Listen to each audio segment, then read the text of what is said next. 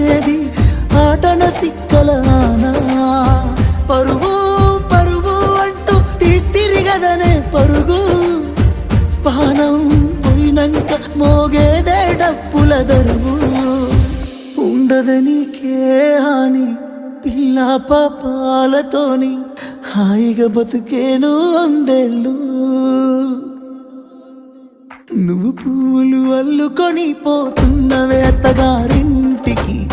నీ పూలు జల్లుకొని పోతున్ననే కాలే కాటికి నువ్వు పూలు అల్లుకొని